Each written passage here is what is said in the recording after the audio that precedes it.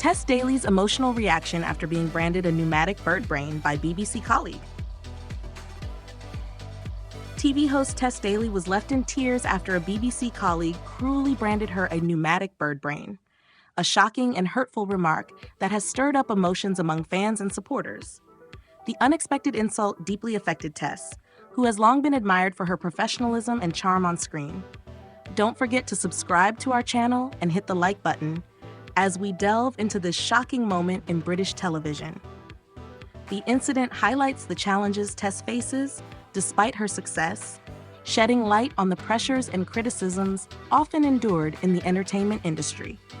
Fans are rallying around her, praising her strength and resilience in handling the situation.